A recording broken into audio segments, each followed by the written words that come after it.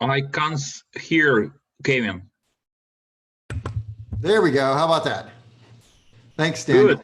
All right. Yeah, I had my mic better last time. All right. So what we have here, oh, I see that. Is your audio on? Can't hear you. Good. Okay. We have created a carburetor that would actually work quite well. So we have a system it's coming, a gravity feed system that's coming down, filling our fuel bowl. We have a float system that is going to maintain the exact correct level of fuel just below the outlet of the discharge nozzle. We have over here a main metering jet. We have an air bleed system, a main air bleed system that is going to feed little bubbles of air in here to reduce surface tension, help break up the fuel and get better atomization. We have a throttle valve that will let us control the RPM of the engine. During idle speeds, we have an idle system whereby we have an idle jet right here I've created with the blockage, partial blockage. We have idle discharge jets here. We have 4 of them. We have an air bleed down here. Plus we know each one of these counts as an air bleed during the right time. So we've got all of this going on, but now we need to start fine tuning some stuff. So we do have a fully functioning working carburetor that we want to fine tune. So let's talk about some of the things we can fine tune. Now on a carburetor, as a mechanic, you can adjust 2 things. There's always 2 things, and I'm going to be on you over and over and over. What are the 2 things you can adjust and how do you adjust them? So let me see. What this brake just screws me up. Everything is turned off. We can adjust shims on the seat, needle seat, right? Okay, you are absolutely correct about that. You can adjust the shims on the seat, but that's really more of a overhaul kind of an issue. Once the carburetor is overhauled, and for the most part, a lot of you are going to be receiving carburetors if you're working general aviation in a box, and you take out the box and you are going to put it together. And I see some of you are answering correct. Devin is correct. Idle speed, idle mixture. So let me write that. So you can do idle speed, idle speed, idle speed, and idle mixture. Those are the 2 things you are going to be adjusting. And every single time I have an oral with you on every single carburetor, I will ask you these 2 things. How do you adjust the idle speed? Then I ask you, how do you adjust the idle mixture? All right. Well, on this carburetor, we have no way to adjust the idle speed, and we have no way to adjust the idle mixture. So let's talk first about idle mixture, because really in real life, that's the first thing that I set more than anything. So, all right, so let's get this back. So idle speed, as you can imagine, is actually going to be, mixture is going to be adjusted while the aircraft is at idle. I wish I could clean this up just a little bit. I don't know if I can without really making a mess. Small eraser. That's not a small eraser. Well, now I am making a mess. Oh, please stand by. All right, so just clean this up a little bit so we can see what's going on here. There we go. All right, back to my pen. Fix this up a little bit. All right, so let's just look right here. So if I've got my throttle plate, and we'll put it right here,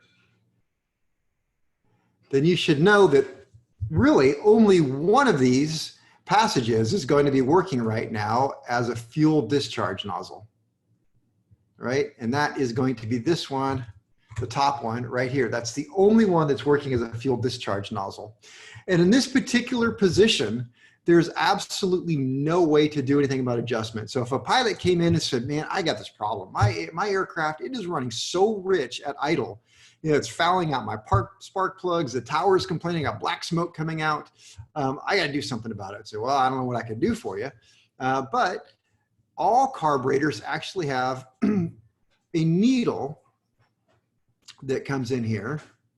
Make a tapered needle on a thumb screw that allows us to turn a needle in and out to restrict how much fuel is going out of one of the passages. Now, when it opens up to the second and the third, that's really going to be the job of the idle metering jet at that point. So at very slow idles, you have this adjustment screw over here. Find a picture of that over here somewhere. And let's see, carburetor.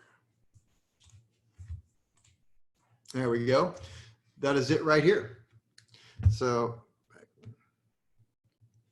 this is my idle mixture adjustment.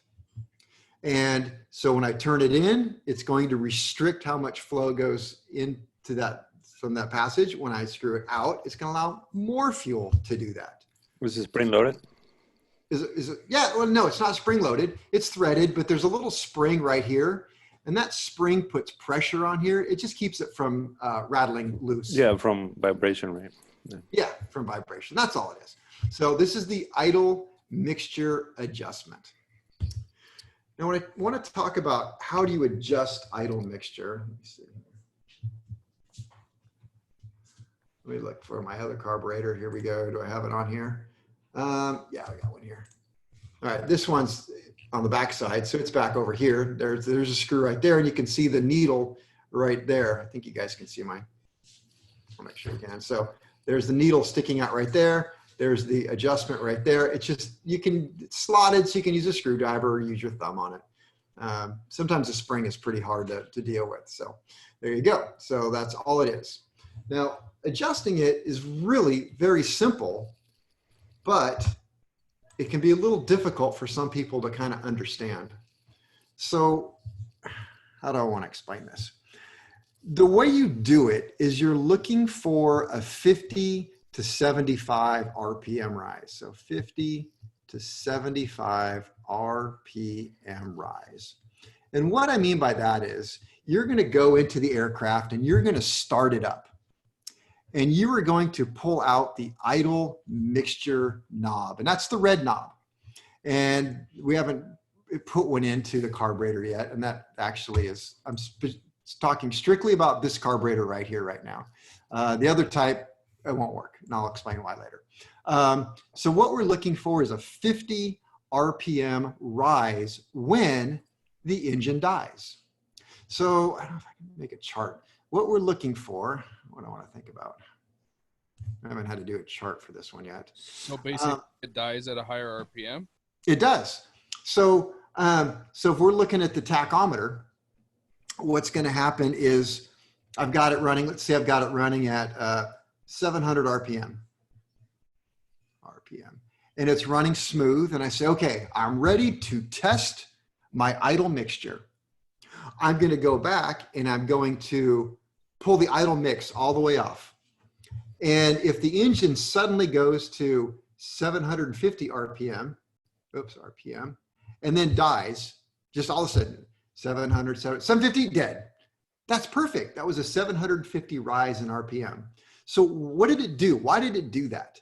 And I was trying to think how to draw a curve for that. But basically, the RPM is running like this, and it's going to come up and die. And so what we have right here at this spot is best power. Before we did anything, it was running down here. So from here to here, that's normal operation. That's where it was. And we pulled out the mix here. So out here is pull mix, pull mix. And when I pull the idle mixture, what's happening on that type of carburetor is honestly, it comes through and there's another valve in here. It blocks, another valve in here. And it's literally blocking the fuel from coming into here. And so if we stop all the fuel here, what we're seeing with the carburetor is that as it's running out of fuel, suddenly it gets leaner. And as it got leaner, it hit best power. So from here to here, it's actually running rather rich. And so the RPM got higher. And then it got to best power and ran out of fuel, and so it died. So if I had it super rich, maybe it's going to go, this is 700 RPM, and then it's going to go 900 and drop 900. And so what that's telling me is best power was way up here, and this was really, really rich. Now, if I was running it and the chart looked like this, that means that it's already on the lean side of best power. So I'm hoping you can kind of understand that. So we're just shutting off the fuel. The rest of the fuel in the carburetor is running out. And as it runs out over here, it got leaner going towards best power. So we want it 50 degrees or 50 to 75 rich of RPM peak, which I kind of made up the RPM peak thing, but we just normally say rich of peak, but that really refers more to EGT stuff. So I'm going to call it 50 to 75 degrees rich of RPM peak. So I go out to my airplane, I run it up, I get it warm, I pull the mixture back, and I got no rise at all. Absolutely no rise. That tells me that it's idling rich or lean. Rich. If I got no rise at all. Lean. Got it. Running lean. It's over here. It's lean. So this is lean. If I pull it back and I get a 150 RPM rise, then it was running Rich. super rich. If I pull it back and I get a 25 to 50 RPM rise, then it's running perfectly right where the manual told me to write it, right about 50 to 75 RPM rise. Okay, so why?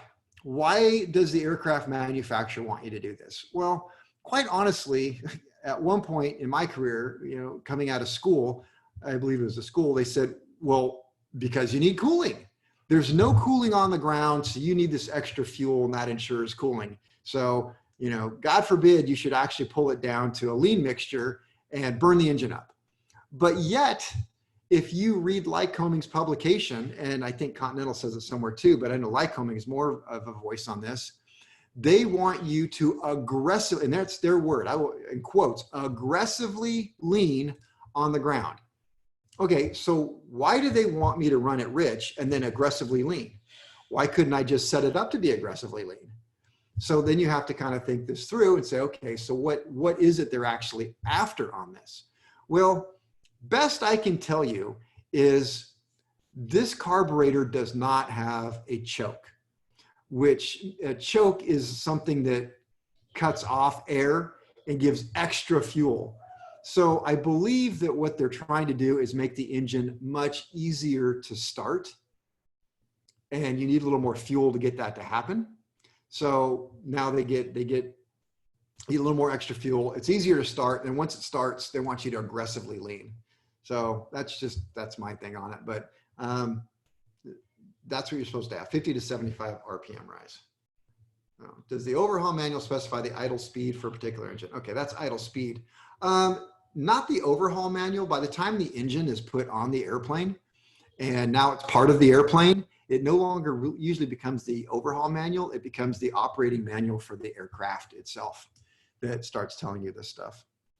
So, all right, so I've got idle mixture adjustment. All right, so 3. Idle mixture adjustment.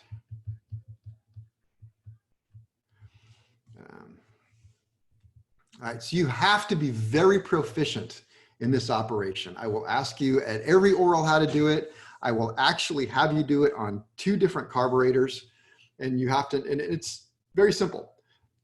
So you should hopefully understand how this works. All right, so what is the idle mixture? It's used to quickly and easily adjust the idle mixture.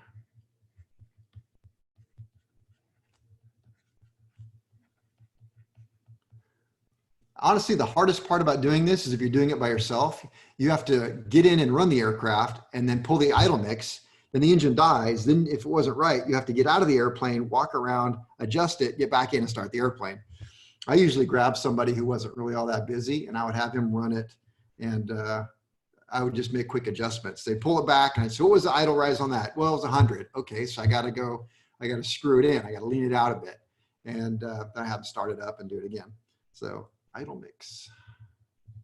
Idle mix is set richer. You know, my notes are at stoichiometric, but that's really not right. Richer than best power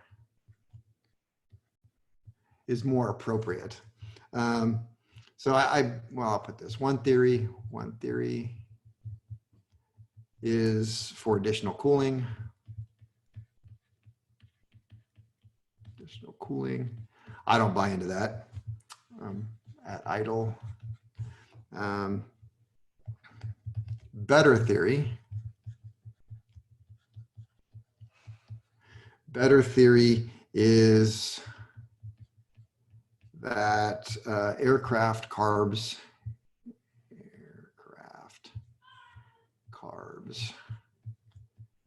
do not have a choke. Honestly, if it had a choke, if you're not familiar with chokes, what a choke would look like is a whole second butterfly valve right here. And this would be called the choke. And so this one here, this one would be all the way open or all the way closed. And so if you have a choke like on a lawnmower or something, that's what it is. And it just blocks out more of the air, so it gets a richer mixture up ahead. But aircraft do not have chokes at all, so we just get rid of that. All right, do not have a choke. And a richer mixture is needed for starting. That's it. All right, so what is the procedure? The procedure. All right. The first thing I do is I usually set the idle speed. Set idle speeds. Actually, I don't. Let me think. Procedure for you. This is a little complicated because out in the field, I do it one way. In a classroom, you have to do it another way. And let me tell you why that is. So if I bring this carburetor over, to set the idle speed, how fast the engine runs at idle, there is just a little screw right here. And that little screw is just a stop screw. And the more I turn this screw in, the wider this is open. And the wider this is open, the faster the engine runs. And that's all there is to it.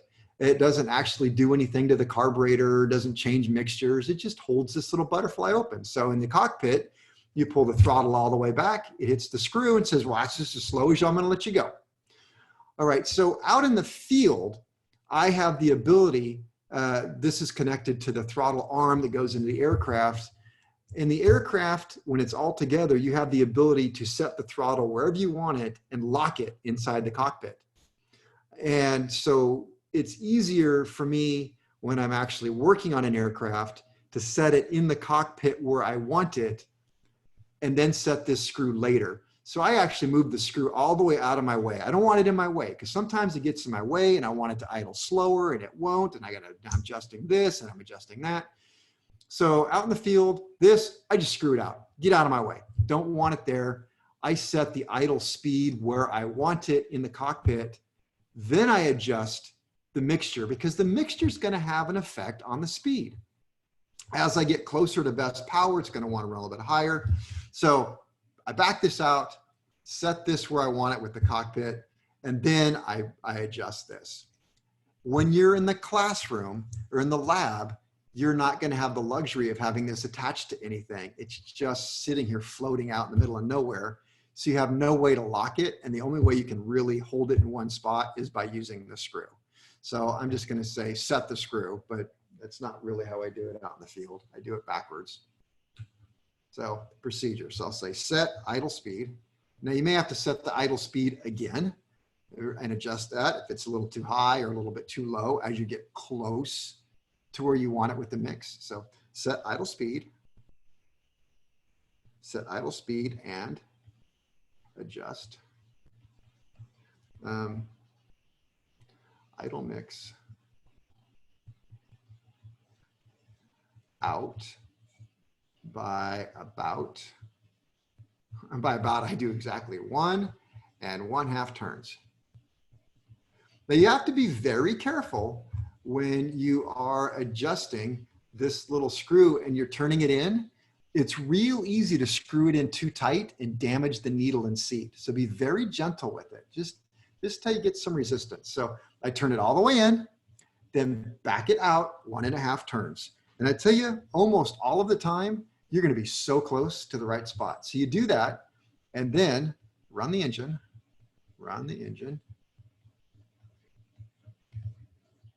at idle.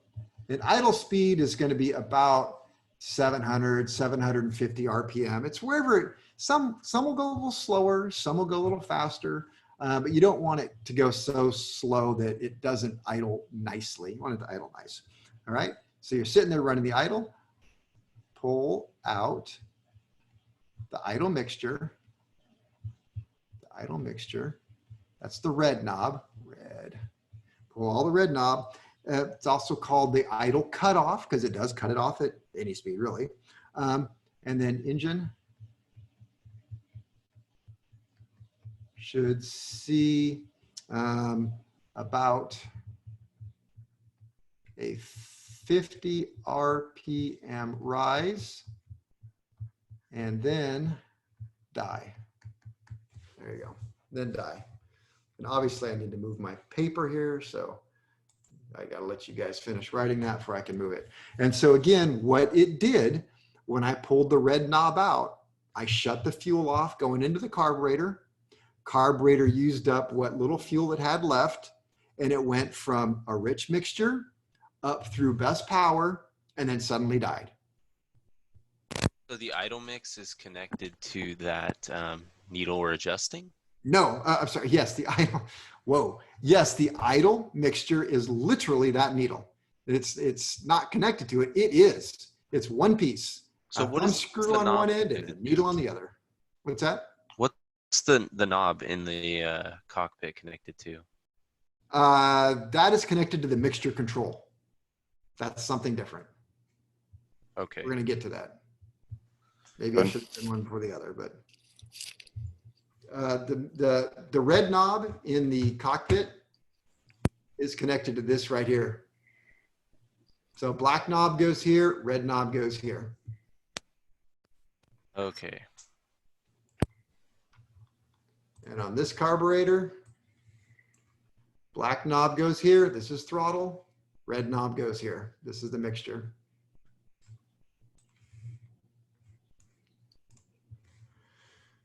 All right, am I safe to move over a little bit? No, okay, she's quick with that. Kevin. Yeah. So you said you go all the way in with the needle and then back it out 1 1/2 turn, right? Yep. Then I start up the aircraft. How do you know where's a safe place so you don't damage the needle? Just use reasonable pressure. If you're just using your fingers and you're not trying to tighten some screw, or even if you're using a screwdriver, just go real easy. And if you have any resistance, you're done. You stop. Okay. As soon as you have the slightest resistance, just stop right there.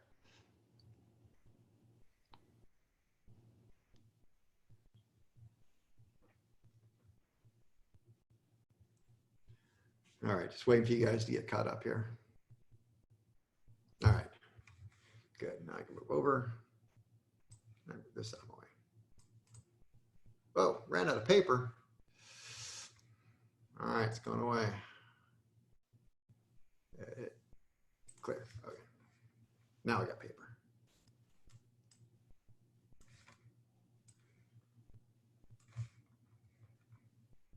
Well, that's just weird. Ignore that. There we go. Okay. So what did I have here?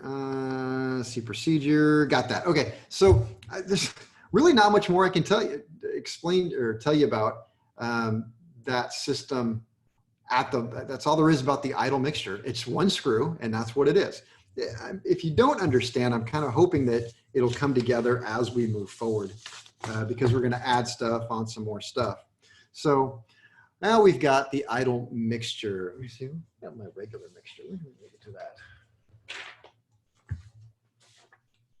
Oh, in a while, I guess. Should have done that now. Maybe we can add it. Let's see. Mixture control system. We'll go with the order of my notes. Sorry.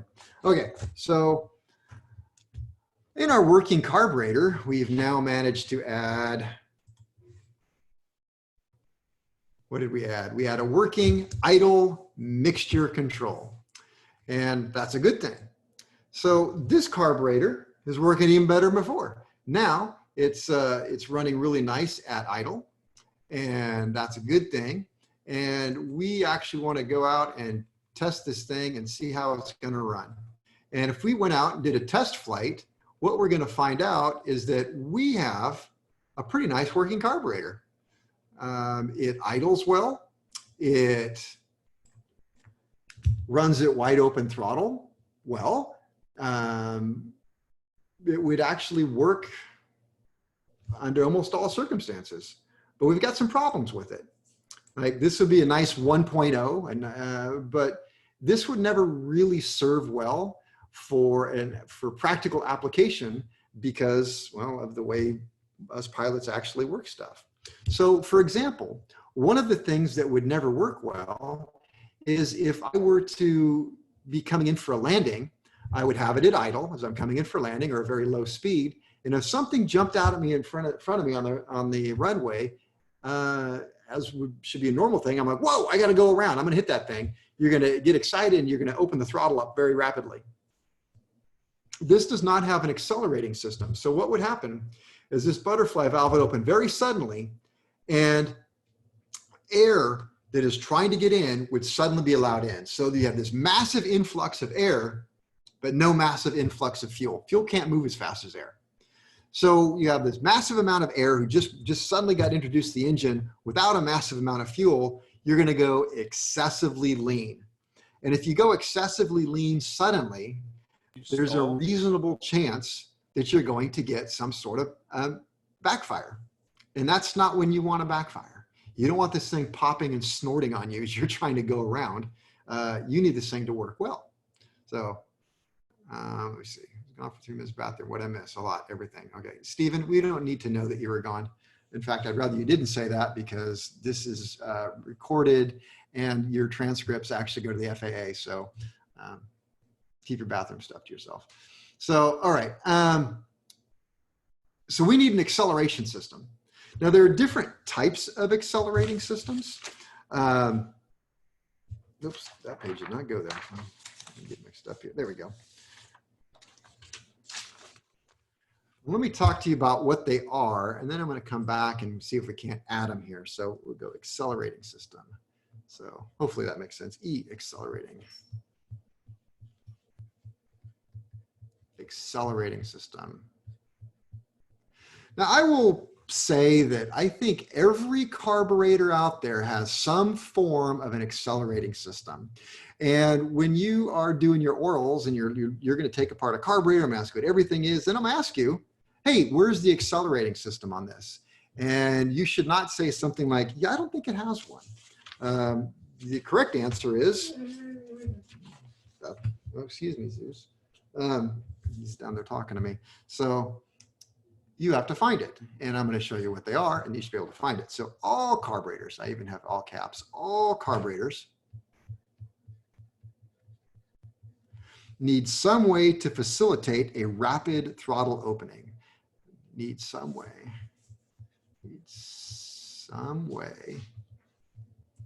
to facilitate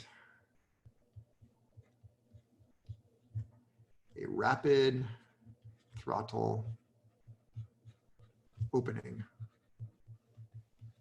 Now, I will tell you that it's not considered good form to rapidly accelerate any aircraft engine. And you guys know that especially if it has counterweights, you're going to detune those counterweights. You can ruin an engine. So everything should always be done slowly and given time. Don't ever you know, like with cars, we do it, you know, jazz them up, but don't ever do that with an aircraft. These accelerating systems, I believe, are mostly designed for a panic situation where go around or something like that. So we're gonna have two types of systems. Two types of systems. The first type is the most simplistic. It is called the accelerating well. ACCELERATI, accelerating well system. It has no moving parts. It is simply a reservoir of extra fuel. Reservoir of extra fuel. Extra fuel. Let me see. Between the main metering jet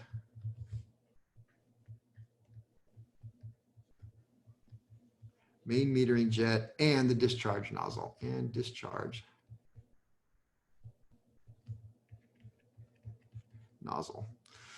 All right, and so during sudden acceleration,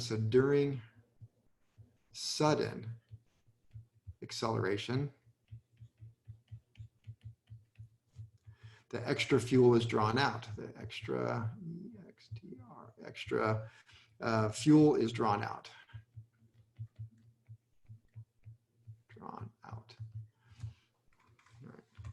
I know you're still writing that, so I'm going to come over to here. I'm going to say, all right, so I have this system here. If I wanted to make, and I do, an accelerating well, I kind of already drew in the way I drew it. What I would do is I would just enlarge this. I would, well, let me take an eraser. I'll use a small eraser. I'll make a little hole right here and a little hole right there. And I'll take this and I'll just make this go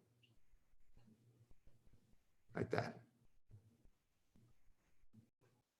There, and then during normal operation, this is going to fill up full of fuel. And when I go rapid open throttle, it's going to suck the fuel right out of here and right out of here. That's the well. That's the accelerating well. And it's important that it's on the other side between the discharge end and the main metering jet. Why? Because the main metering jet's going to limit how much fuel can be flowing through here. So if it's after the main metering jet, you're good to go. I'm going to get rid of my second main metering jet. I'll need one. There we go. So after the main metering jet. So it's just that simple. That's an accelerating well. Kevin. Yeah. It is just like wider, the pipe over there. Yep. It's just a wider spot in there. That's all it is, a little fat area. There's also, and this is really more of a unofficial accelerating well, but under normal while it's in idle, let's think about it. So this circuit here has got fuel going out, right? And maybe even out of this one and this one and this one, depending where the throttle is. But right over here, at that time, this is not air. When it's in idle, this entire tube is full of fuel. So this also, and I say this is a little unofficially, and it's because it's not a whole lot, but this is full of fuel as well, and it's going to draw out of here too. So it's going to draw out of the bleed tube and the accelerating well right here. So that's what you have. Accelerating well. Very simple. No moving parts, just looking for a fat spot somewhere in the carburetor. Now that's the easy one. So let's talk about the more complex one, which is actually probably easier to understand, really. And that is the accelerating pump.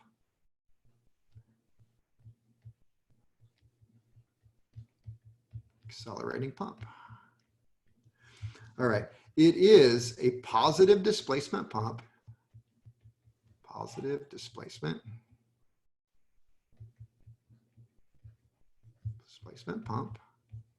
pump that injects fuel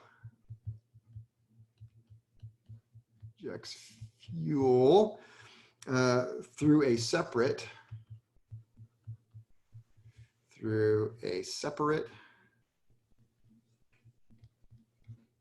separate discharge jet. Discharge jet when the throttle is opened quickly.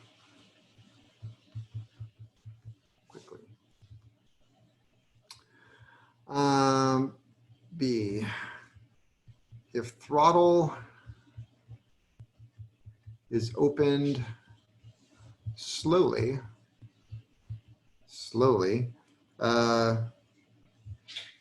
fuel in pump is bypassed around plunger.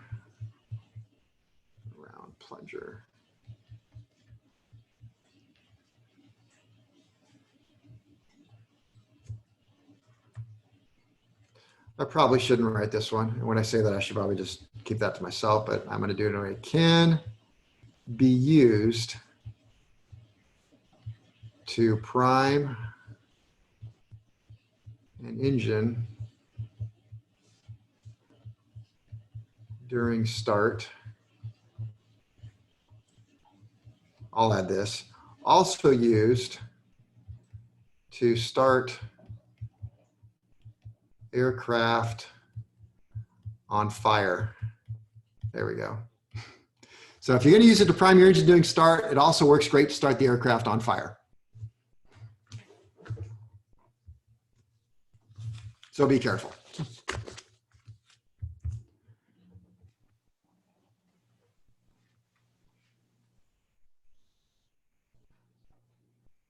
What does that mean, to start it on fire? Literally start the aircraft on fire, like burn to the ground, call the fire department. We got a problem. I'm going to show you why.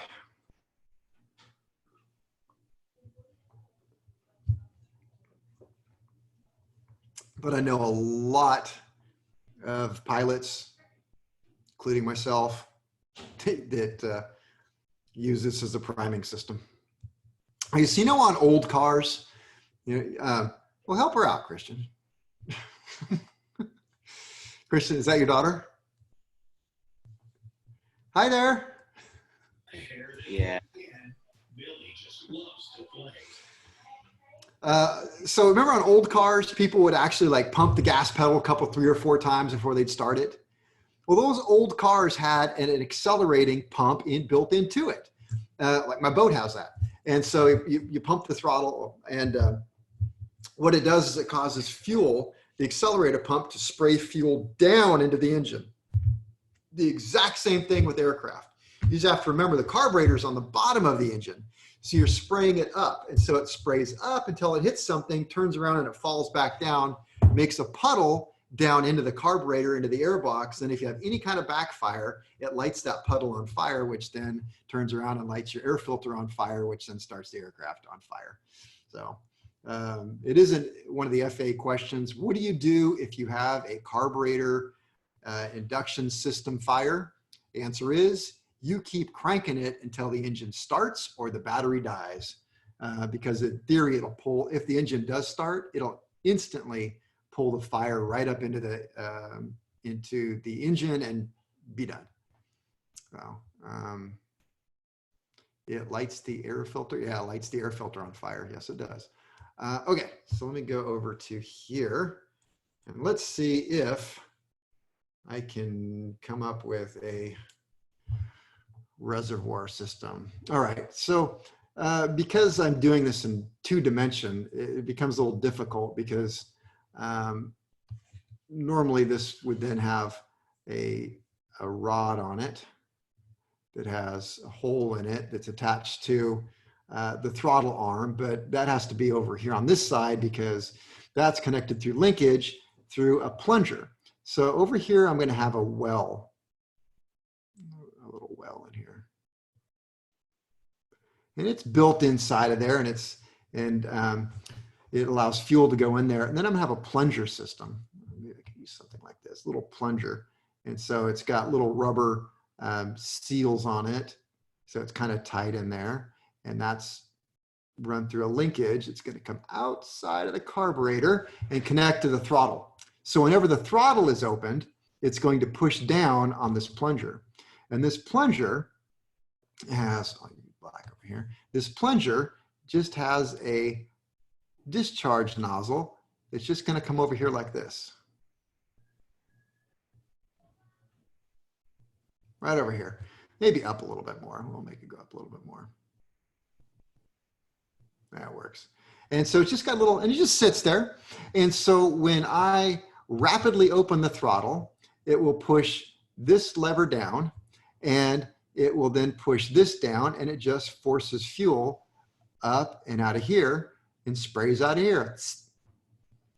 And if you want to use it for priming the engine, what you do is you just, when the engine's not running, or like trying to start it, just jam the throttle open real quick.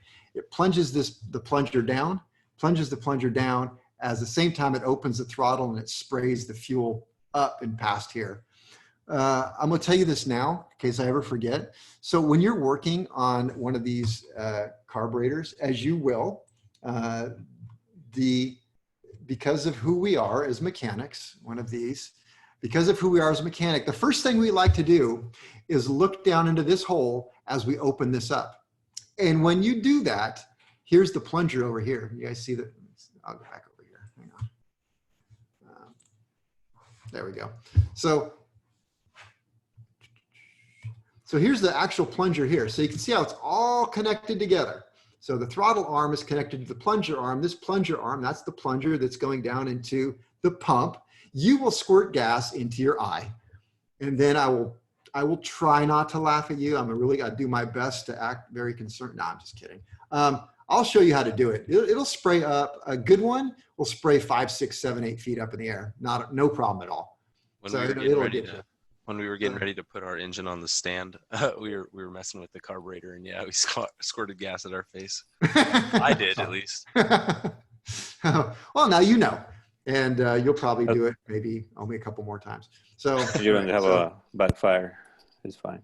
You're fine now. Well, you know how if you guys cared about him even a little bit, you would have at least lit that gas on fire and burned it off of him, so he wouldn't have had it in his eye. I think that's the proper medical procedure. I'm not totally sure on that. So, okay. So that's the plunger right there that's just connected. So it's a 1-to-1 ratio. You push this down, that goes down. There's more to that. There's some little springs in there. There's some check valve. This is actually right here. This is a big check valve because you have to have check valves involved here. There we go. Check valves involved because you need one check valve to let fuel in so that when you're pushing out, let me do this here so you understand. Small eraser. So if I have a hole, I'll make it up here so it makes more sense. If I have a hole right here and fuel comes in here, well, if I push the plunger down, it's just going to push fuel back out. Well, I don't want that. So what I have to do is I have to put, and it actually looks a little bit different. It comes around the bottom, but I have to put some sort of check ball here.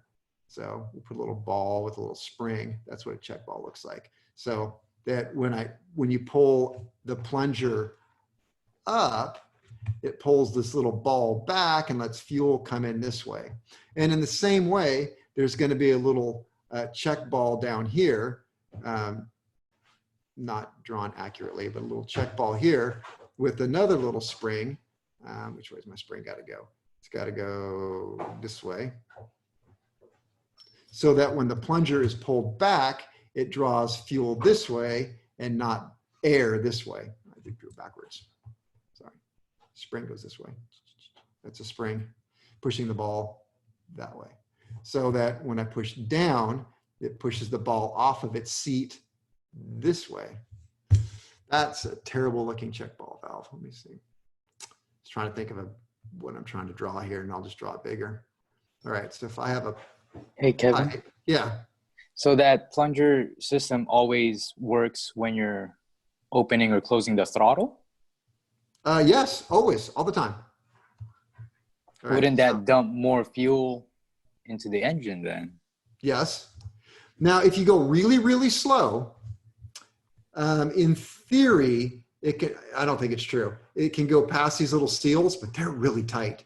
So what I think more accurately is when you push this down, if you push it down in a reasonably slow, yes, it's going to add a little more fuel, but that's okay because you're opening the throttle and it's not that much more. All right, so a check ball, what I was trying to do, would look something like this over here. Kevin, Yeah. in that cavity there, do you need to change the seals or?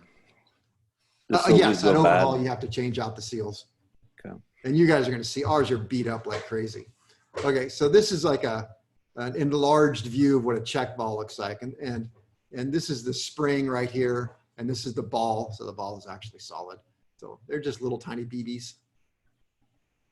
And so fuel, if any fuel tries to go this way, it's going to, well, excuse me for a minute. Hey, that's my shoe.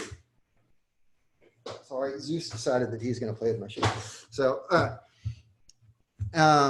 and if Zeus isn't in here, he's at the door crying the whole time he wants in. So, okay, so fuel cannot go down this way at all because it's going to push the ball onto its seats. But if any fuel tries to go this way, it pushes the ball off its seat and goes around.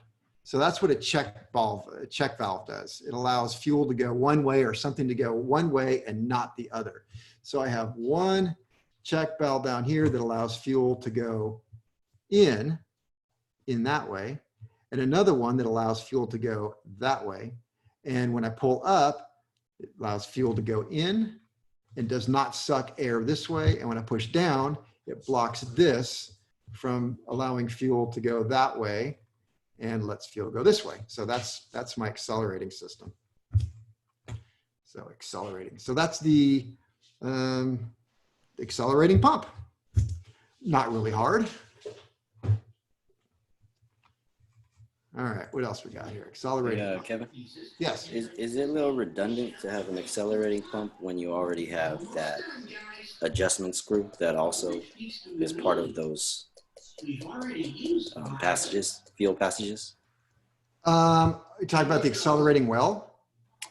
No, the Mixture? tall, that guy. Yep. Okay, remember, no, because the mixture control is strictly used for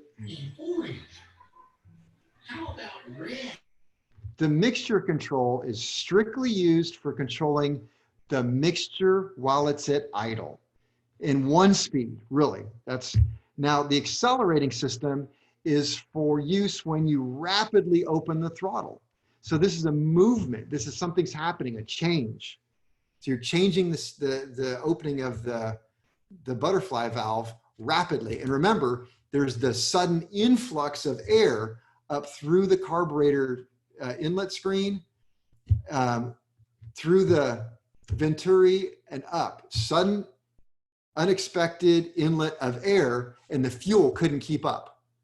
So this accelerating valve, it pushes down one time, does a one squirt job, up through its own little nozzle, adds a little extra fuel, now it's done. Now at wide open throttle, this plunger is going to be way down here and it's just going to sit there at the same time that this throttle valve is all the way open. So if we look back at this picture, let's see. So it's for like abrupt maneuvers basically, and that's the only time it works. Not maneuvers, because remember, maneuver in an aircraft is actually a right, left, up, down. It's abrupt opening of the throttle. So when this throttle shaft is all the way open, this throttle shaft would come towards us. This butterfly valve would open and be straight up and down. This plunger would get pushed down and it's just going to sit there. There's only one charge, right? One charge. That's it. It's not going to replenish itself and then. No, it's not going to replenish itself. The only way it can replenish itself is to close the throttle, which lifts up the plunger, which now does a recharge. Oh, that makes perfect sense. Yeah. Because I was thinking it was going to get rich all the time, but if it's only a one time, it's rich for a second. Yeah. Okay. Just like Zach said, he opened the throttle and it squirted him in the eye. It didn't keep squirting him. It just one squirt. There it is. It's like a squirt gun. Pull the trigger back. It squirts you once, right? In order to squirt it again, you got to pull the trigger back the other way and recharge. Gotcha. Kevin, Yeah. on this picture, is there any safety wires on these new carburetors? Nope. You don't see a piece of safety wire on there, do you? No. Thank God. Is it? Okay, so, well, Zeus is letting me know that it's 7:50 down here. He's being kind of a butthead. And I guess that is a pretty decent place to stop. So I will get Zeus. I will get these loaded up. And I guess that's it for you guys tonight, isn't it? Yeah. Thanks for all the knowledge, Kevin. All right. I probably need to bring our notes back up. So Thank you. anybody didn't get them, and I'll leave them up for just a little bit and get this stuff posted tonight. So you guys have a good night. See you tomorrow. Good night. Thank you. Good night. See you, Good Kev. night. Thanks Thank for all you. the knowledge, Kevin.